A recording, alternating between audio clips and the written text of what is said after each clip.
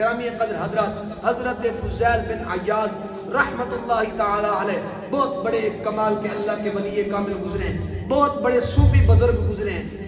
آپ اللہ کے ولی کیسے بنے؟ یہ بات بڑی سننے والی ہے، بڑی قابل غور ہے۔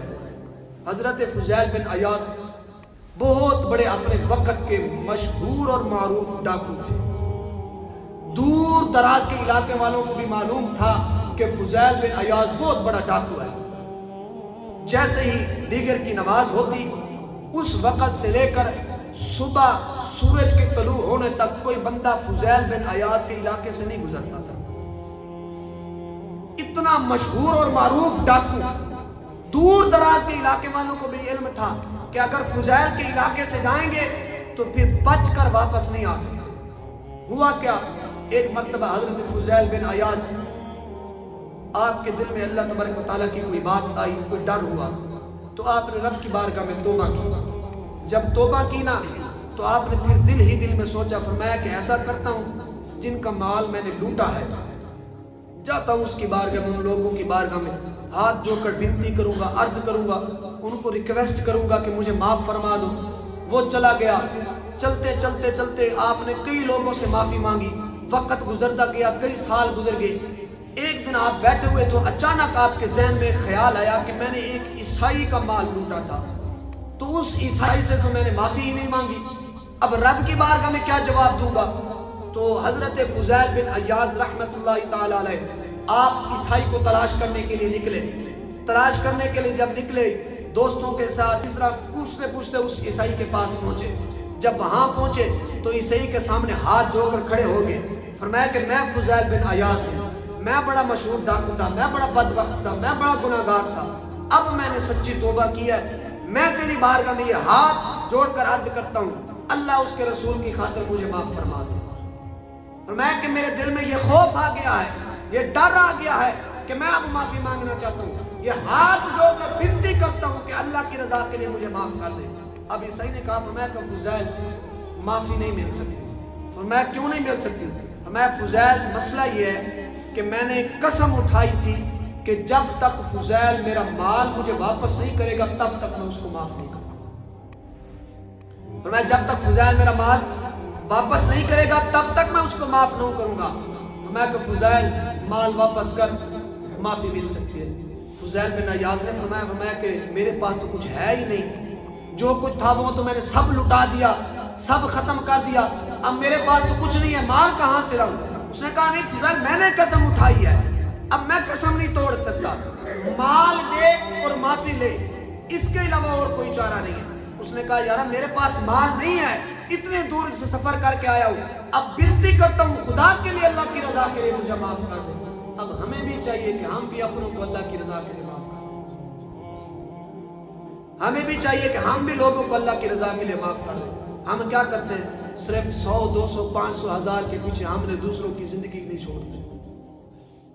اس کو بھی چاہیے وہ بھی قرضہ واپس کرے، وہ بھی ایسا نہ کرے، لیکن اگر کسی بندے نے نہیں بھی دیا، ہو سکتا ہے اس کی کوئی مجبوری بھی ہو سکتی ہے، کم از کم ہم تو مسلمان ہیں، وہ تو ہمارا مسلمان بھائی تھے، ہمیں تو اللہ کی رضا کے لیے ان کو معاف کر دیں۔ بہرحال فضیل بن عیاض نے ہاتھ جوڑے، عیسائی اندر گیا، اندر جا کر تھوڑی دیر اندر اس نے بیٹھا رہا، تھوڑی دیر کے بعد باہر نکلا، کہنے لگا کہ فضیل ایک طریقہ ایسا ہے معافی کا۔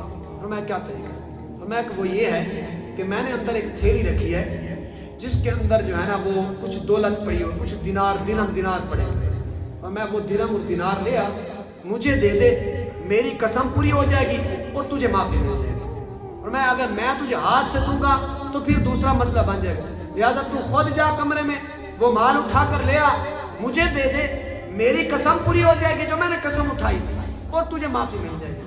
فضیل بن عیاض آپ اندر گئے، آپ نے جا کر اس تھیلی کو اٹھایا، باتیں بڑی کمال کے، بڑی سننے والی ہیں۔ تھیلی کو اٹھایا، آ کر اس عیسائی کے ہاتھ میں رکھا، جیسے ہی ہاتھ میں رکھا تو عیسائی نے وہ تھیلی کھولی، کیا دیکھتا ہے کہ عیسائی اس تھیلی کے اندر سونے کے جو دینار پڑے ہوئے تھے۔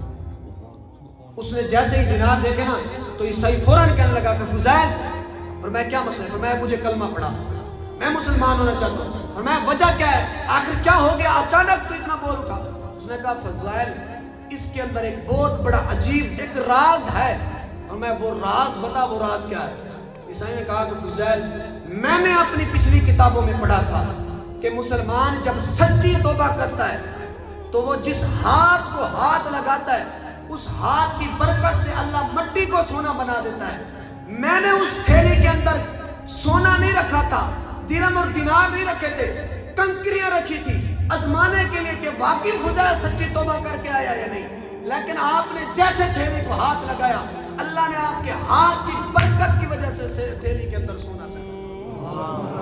اور میں فضیل، تو نے سچی توبہ کی۔ میں نے اپنی پچھلی کتابوں میں پڑھا تھا کہ مسلمان جب سچی توبہ کرتا ہے نا، اللہ کے اتنے قریب آ جاتا ہے، اللہ اس کے ہاتھ کے اندر اتنی برکت رکھ دیتا ہے، وہ ہاتھ تو مٹی کو لگاتا ہے لیکن اللہ اس مٹی کو بھی سونا بنا دیتا ہے۔ یہ ہے بندے کی سچی توبہ۔ جب بندہ سچی توبہ کرتا ہے نا، پھر اللہ کا بڑا محبوب بن جاتا ہے، پھر اللہ کے بڑے قریب آ جاتا ہے، پھر ایسے ایسے اس سے کارنامے ظاہر ہوتے ہیں کہ بندے کی عقلیں دم ہو جاتی ہے، بندہ سوچتا ہی رہ جاتا ہے کہ یہ کیسے ہوتا ہے۔ یہ اللہ کے ولیوں کی جو کرامات ہیں نا، یہ ایسے نہیں ہوتی۔ وہ اس طرح کے معاملات جب کرتے ہیں، اللہ کے قریب آتے ہیں، پھر اللہ تبارک و تعالیٰ ان کے جسم کے ہر اعضاء کے اندر برکت رکھ دیتا ہے۔ بابا فرید جیسے بزرگ مٹی کو ہاتھ لگاتے ہیں تو مٹی شکر بن جاتی ہے۔ کبھی وہ دعا کرتے ہیں تو اللہ ڈوبے ہوئے بیڑیوں کو بھی تار دیتا ہے، کبھی وہ دعا کرتے ہیں تو اللہ مردوں کو بھی زندہ کر دیتا ہے۔ یہ سب کمال اس پروردگار کا ہے۔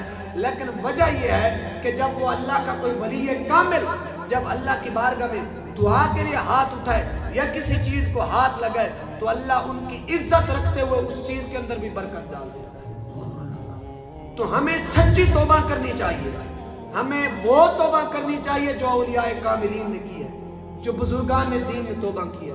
لیکن ہمارے وہ معاملات نہیں ہوتے۔ منہ سے ہم بھی کہہ دیتے ہیں کہ جناب ٹھیک ہے میں نے آپ کو معاف کیا، وہ کہتا ہے میں نے آپ کو معاف کیا، لیکن اندر کے اندر یہ جو بیٹھا ہے نا شیطان، یہ ہمیں کسی کو معاف نہیں کرنے دیتا۔ یہ کہتا ہے تو اگر اس کو معاف کر دے گا تو پھر تیری عزت کیا رہ جائے گی؟ لوگ مذاق اڑائیں گے کہ دیکھیں جی جناب یہ اس نے آ کر معافی مانگی۔ یقین کرے قسم بخدا، آپ کسی سے معافی مانگتا تو دیکھیں اللہ تبارک و تعالیٰ آپ کا رتبہ کتنا بڑھاتا ہے۔ بخاری شریف کے اندر روایت موجود ہے، حضور صلی اللہ علیہ وسلم ارشاد فرماتے ہیں کہ جب کوئی اللہ کے قریب آ جاتا ہے، اللہ کا قرب پا لیتا ہے، حدیث قدسی ہے، اور میں اللہ تبارک و تعالیٰ اس کو اپنے اتنا قریب کر لیتا ہے، اتنا رب کا محبوب بن جاتا ہے کہ اللہ تبارک و تعالیٰ اس کا ہاتھ بن جاتا ہے، اللہ اس کی آنکھ بن جاتا ہے، اللہ اس کا کان بن جاتا ہے، اللہ اس کے پیر بن جاتا ہے۔ اور میں وہ بندہ بیٹھا تو مسجد میں ہوتا ہے، لیکن جب وہ ہاتھ اٹھاتا ہے نا، جہاں چاہتا ہے وہاں سے چیز کو اٹھا کر اپنے پاس رکھ لیتا ہے، یعنی اللہ اس کے ہاتھ کے اندر اتنی طاقت رکھ دیتا ہے۔ آپ ذرا سوچیں، جس بندے کا ہاتھ رب بن جائے، کیا وہ ہاتھ جناب یہاں سے ایک گلاس نہیں اٹھا سکتا؟ جس بندے کا ہاتھ رب بن جائے، اس کے لیے کیا دور ہے کیا نزدیک ہے؟ وہ تو یہاں سے بیٹھے ہوئے جہاں چاہے وہ اپنا ہاتھ جناب پہنچا دے گا۔ جس کی آنکھ رب بن جائے، اس کے لیے یہ دیواریں کیا آڑ بن سکتی ہیں؟ تو یہاں یہ بھی بات یاد رکھیں، ہاتھ سے مراد یہ نہیں ہے کہ اللہ اس کا ہاتھ بن جائے گا، آنکھ سے مراد یہ نہیں ہے کہ اللہ اس کی آنکھ بن جائے گا، پیر سے مراد یہ نہیں ہے کہ اللہ اس کے پیر بن جائے گا، کان سے مراد یہ نہیں ہے کہ اللہ اس کے کان بن جائے گا۔ مطلب یہ ہے کہ اللہ اس کے اندر اپنے خاص قرب اور تجلیات کی طاقت اتنی رکھ دے گا کہ وہ ہے تو بندہ، اس کے اندر طاقت اتنی آ جائے گی، وہ جہاں چاہے گا اپنا ہاتھ بھی پہنچائے گا، جہاں چاہے گا اپنی نظر بھی پہنچائے گا، جہاں چاہے گا اپنا قدم بھی پہنچا دے گا۔ اس حدیث کا مطلب یہ نہیں کہ اللہ خود بن جائے گا، مطلب یہ ہے کہ اللہ اس کے اندر اپنی طاقت رکھ دے گا، قوت رکھ دے گا، پھر اس بندے کے لیے کیا دور کیا نزدیک، لیکن بشرطے کہ وہ اللہ کے قریب آئے۔ وہ کیسے ہے؟ اسی روایت کے الفاظ ہیں، حضور فرماتے ہیں وہ بندہ رب کے قریب ایسے آئے گا، فرمایا سب سے پہلے وہ فرائض کا اہتمام کرے، سب سے پہلے فرائض کا اہتمام کرے، اس کے بعد فرمایا کثرت سے نوافل پڑھے، اللہ اس کو اپنے قریب فرما لے گا۔ اب ہمارا حال تو یہ ہے کہ ہم تو جناب فرائض تو بڑی دور کی بات ہے، ہم نوافل کی طرف نہیں آتے،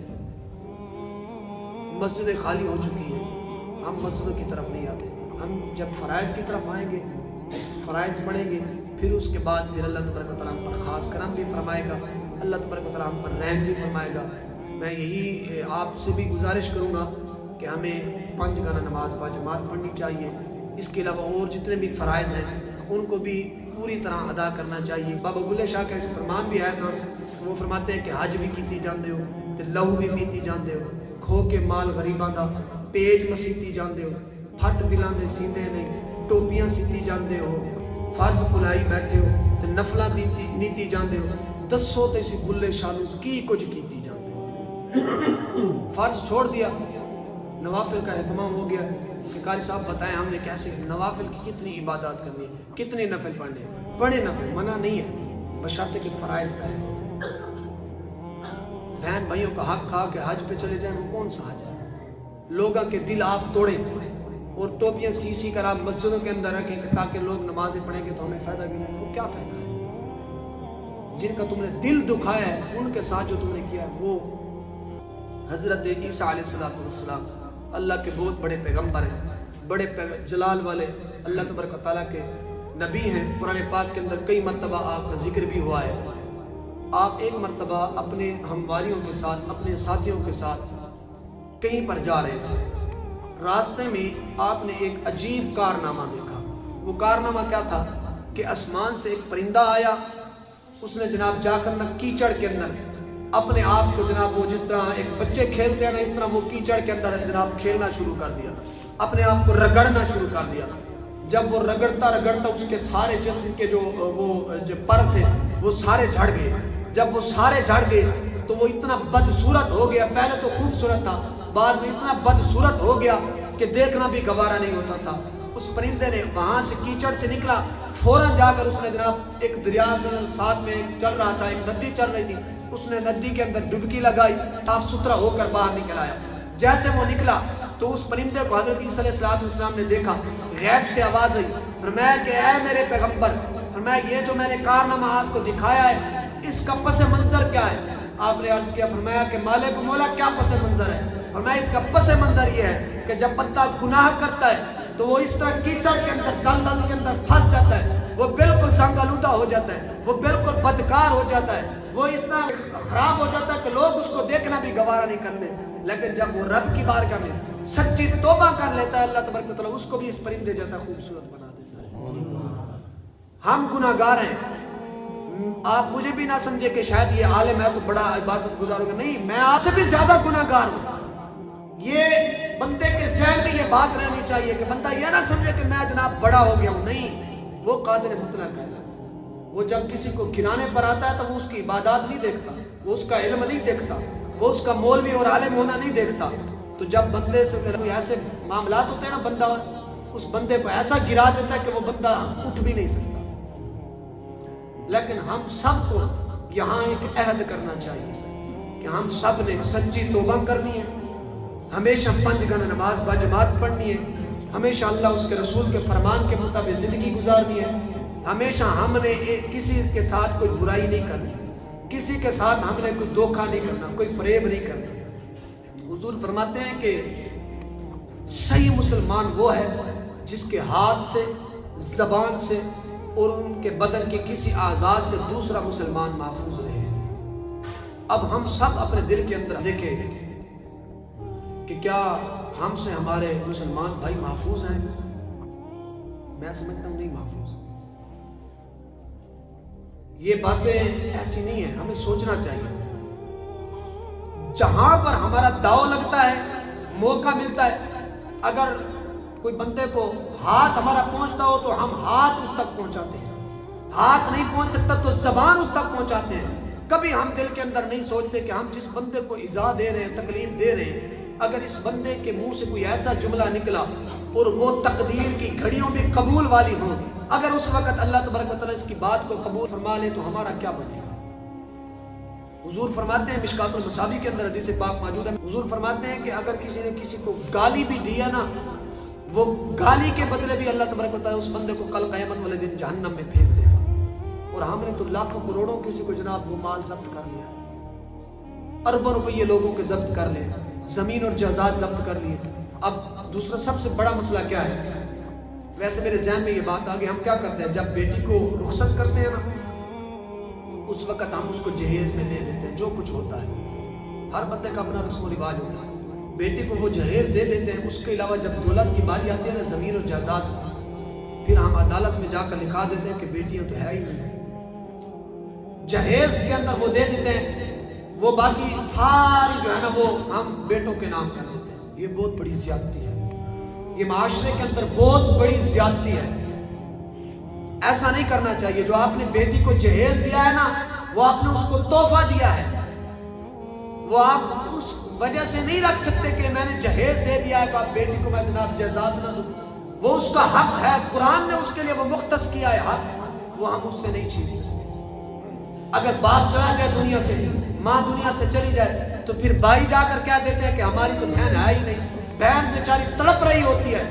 میں نے کئی لوگوں کو دیکھا ہے جناب عدالت کے اندر بہن کو گھسیٹ رہے ہوتے ہیں چند ٹکوں کی خاطر. یہ بہت بڑی زیادتی ہے. جو لوگ ایسا کرتے ہیں نا، تو وہ یہ بات یاد رکھ لیں کہ جو کچھ وہ آج دنیا کے اندر کر رہے ہیں نا، کل قیامت کا دن وہ پائی پائی کا حساب دیں گے رب کی بارگاہ میں. ہم نے بھائیوں کا مال کھایا، بہنوں کا مال کھایا، بیٹیوں کا مال کھایا، رشتہ داروں کا مال کھایا، عزیز و قارب کا مال کھایا، کسی غریب یتیم مسکین کا مال کھایا. یہ پیٹ نہیں بھرتا، واللہ یہ پیٹ کبھی نہیں بھرتا. یہ پیٹ ایک ایسا ہے نا، آپ جو مرضی کر لیں یہ کبھی نہیں بھرے گا. یہ پیٹ کبھی نہیں بھرتا. آپ کہیں نا کہ ہم اس پیالے کو بھر لیں، یہ کبھی نہیں بھرے گا. تو آپ جو مرضی کر لیں. آپ صبح کھائیں گے، دوپہر کا پھر کھانا آئے گا، پھر آپ کو بھوک لگ جائے گی، پھر آپ کھائیں، پھر شام کو پھر کھانا آئے گا، پھر بھوک لگ جائے گی. آپ صبح سے لے کر شام تک کھاتے رہیں، یہ پیٹ کبھی نہیں بھرے گا. یہ ایسا پیالہ ہے. آپ سمجھے نا کہ ہم پیالے کو بھر لیں گے، یہ ایسا فطری پیالہ تھا جو کبھی بھرتا نہیں ہے. اس پیالے کو بھرنے کی بجائے ہم اپنی قبر کو نیکیوں سے بھریں، ہم اپنے آخرت کے رجسٹر کو نیکیوں سے بھریں. اب کیا بدبختی کی علامتیں کیا ہو سکے، میں کیا آپ کو بتاؤں معاشرے کے اندر کیا ہو گیا ہے. اب بعض اوقات ایسا بھی ہوتا ہے، جس امام کے پیچھے نماز پڑھتے ہیں اسی کے پیچھے نماز پڑھ کے ابھی مسجد کے باہر بھی نکلتے اسی کو گالیاں دینا شروع ہو جائے. وہ نمازیں کس کام کی ہیں؟ ایک بھائی کے گھر سے اٹھ کر آتے ہیں، پھر باہر نکلتے تو بھائی کو برا بلا کہہ دیتے ہیں. یہ کس طرح کی ہماری عبادات ہیں؟ یہ کس طرح کی ہماری ریاضتیں ہیں؟ یہ کوئی ریاضت رب تعالیٰ کو پسند نہیں ہے. جب ہم ایک دوسرے کے ساتھ مخلص نہیں ہو سکتے نا، کبھی بھی ہم رب تعالیٰ کی بارگاہ میں ہم مقبول نہیں بن سکتے. اللہ کے ولیوں کا طرز عمل دیکھیں. اللہ کے ولی صرف کرامتیں نہیں دکھاتے تھے، اللہ کے ولیوں نے قرآن اور سنت کے مطابق خود بھی زندگیاں گزاری اور لوگوں کو بھی تبلیغ کرتے تھے. آپ جو زمانے اور معاشرے کے اندر جو حالات بن چکے ہیں نا، نہ تو یہ اللہ کے ہیں، نہ اللہ کے رسول کے ہیں، نہ صحابہ کے ہیں، نہ اہل بیت کے ہیں، نہ سلف صالحین بزرگان دین کے ہیں. یہ ہمارے اپنے بنائے ہوئے معاملات ہیں. ہم صرف ان پر تھوپ رہے ہیں کہ انہوں نے ایسا کیا. کسی نے ایسا نہیں کیا. صحابہ کرام کے جو آپس میں تھوڑے سے مشاجرات ہوئے تھے، مولا علی امیر معاویہ، صدیق اکبر عمر فاروق، سیدہ فاطمہ الزہرا رضی اللہ تعالی عنہا، تو ان کے جو آپس میں معاملات ہوئے تھے نا، وہ تھوڑے بہت، وہ ان کے مشاجرات جو تھے نا، وہ یہ مسئلہ نہیں تھا کہ زمین اور جائیداد کا مسئلہ تھا. یہ ہمارے اندر غلط فہمیاں رکھی گئی ہیں. یہ ایک غلط سوچ، ایک سازش رکھی گئی ہے کہ مسلمان اسی طرح لڑتے رہیں گے، ہم اپنا کام کرتے رہیں گے. اب ہم بھی وہی کام کر رہے ہیں کہ فلاں نے ایسا کر دیا، فلاں نے ایسا کر دیا. ہم ذرا تھوڑا بہت سوچیں. جنہوں نے حضور صلی اللہ علیہ وسلم کے سامنے دو زانو بیٹھ کر انہوں نے حضور صلی اللہ علیہ وسلم کی زبان اقدس سے قرآن پڑھا ہو، کیا وہ باہر نکل کر اسی طرح جھگڑے کرتے تھے؟ بندہ سوچے. اگر ہر بندے کو اللہ نے تھوڑی بہت عقل دی ہے، تھوڑی بہت فہم ہر بندے کے پاس ہے، آپ مجھ سے زیادہ سمجھدار ہیں کہ کیا ان کے بارے میں یہ سوچا جا سکتا ہے کہ وہ ایسا کام کرتے تھے؟ وہ مولا علی، وہ سیدہ فاطمہ الزہرا، وہ امام حسن اور امام حسین، جن کے لیے قرآن کی پوری صورتیں نازل ہوں کہ جب کوئی ان کے لیے کہ گھر میں کوئی مانگنے کے لیے آتا ہے تو یہ خود تو بھوکے رہتے ہیں لیکن ان مانگنے والوں کو کبھی خالی نہیں لوٹاتے. کیا معاذ اللہ وہ جناب جا کر لوگوں سے بھیک مانگتے تھے کہ ہمیں جزات دے دو؟ یہ وہ باتیں جو ہمارے ذہنوں کے اندر رکھی گئی ہیں، ایک سازش کے تحت رکھی گئی ہے کہ مسلمان اسی طرح آپس میں اندر لڑتے رہیں گے، ہم اپنا کام کرتے رہیں گے. آج وہی معاملہ ہے. ہم آپس میں لڑ رہے ہیں، بھائی بھائی سے لڑ رہا ہے، بہن بہن سے لڑ رہی ہے، بیٹا باپ سے لڑ رہا ہے، باپ بیٹے سے لڑ رہا ہے. اسی طرح انہوں نے ہمیں لڑایا، ہمیں جناب ان فتنوں کے اندر ڈال دیا اور خود وہ آج کام کر رہے ہیں. ہم اسی طرح وہ لڑ رہے ہیں. ہمیں ان چیزوں سے باہر نکل کر صرف اللہ اس کے رسول کی رضا کی خاطر ہمیں دین کا کام کرنا چاہیے. بس تو میں یہی کہتا ہوں کہ بس یار چھوڑ دیں سب کچھ، یہ سب کچھ یہیں رہنا ہے. قبر میں ہمارے پاس کچھ نہیں ہوگا. صرف ہوں گے تو ہمارے اعمال ہمارے پاس ہوں گے جو ہم نے اچھے اور برے کیے، یا نیکیاں ہوں گی یا بدیاں ہوں گی۔ دین کی بات پھیلانا صدقہ جاریہ ہے، ثواب کے نیت سے ویڈیو کو شیئر ضرور کیجیے۔ جزاک اللہ۔